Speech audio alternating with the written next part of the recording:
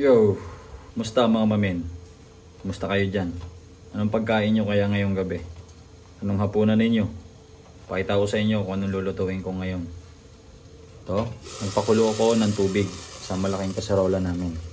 Diba? Mukhang marami ang aking pagkain.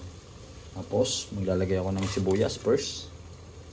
Nalagay ko na rin yung aking kamatis para madurog. So, may idea ba kayo kung anong aking lulutuin? Wala.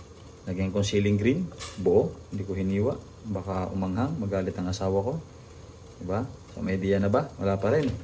Tagal naman magka-idea niyan. And then, nalagay ko okra, buo, walang putol-putol.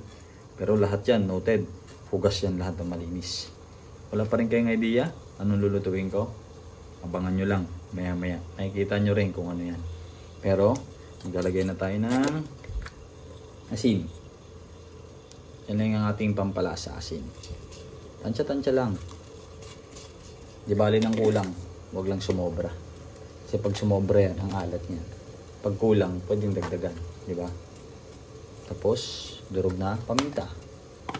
Yan lang yan. Tayo natin kumulo. 3 to 5 minutes o 2 to 3 minutes.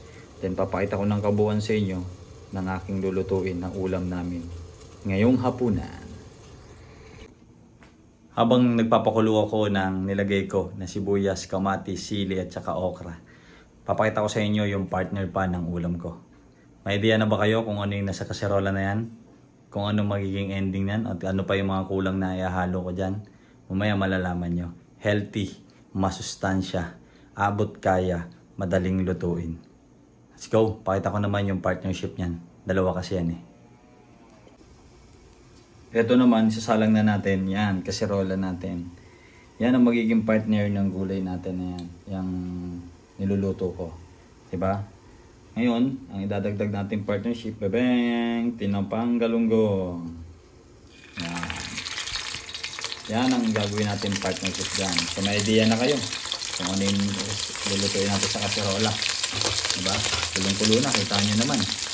So tara, ilalagay ko na yung karagdagan ng ating gulay. Yan na, malambot na yung okra natin. Tapos yung silit, kalamansi, kamatis. Talagay na natin. Yan. Saluyot at alugbate. Diba? Alugbate, 10 tali. Saluyot, 15. Dami yun. Diba?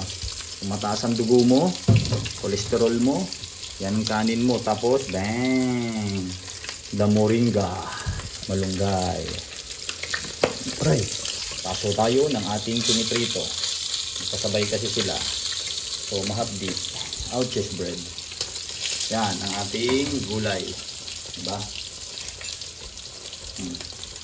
Kung gusto mo na bumaba ang ano mo, kolesterol mo. Diba? Yan ang ulamin mo. Minana kay mama ay sabaw lang yan guys, mga mamen. Walang ibang halo yan, kahit na cubes. Asin lang, tsaka yung paminta. Yan, pumuputok ang ating tinapa, nagagalit. Ayaw niya magpakain. Pero lalapangin natin siya mamaya. So, papakuluan lang natin itong ating gulay. 3 to 5 minutes. And then, okay na yan. Talo-talo na yan. So naman, abangan natin yan mamaya. Masakit. Palsikan tayo. Mahapdi. Hindi ba kita? Pero mahapdi. Yari sa akin yan mamaya. Una kong kakainin yan. Yan muna. Habang inatay ko yung pinirito na yan. Pakita ko sa inyo mamaya kapag luto na yung lahat ng ating ulam. Okay na yung ating gulay. Luto na yun. Baka ma-overcook naman. Papatay na natin. Yan. Inaantay na lang natin itong lumalaban na tinapakay ko. Tumatalsik pa. Pero last 2 na yan. Kasi luto na yung first 3 natin. Yan. Matakaw nga pala ako sa isda.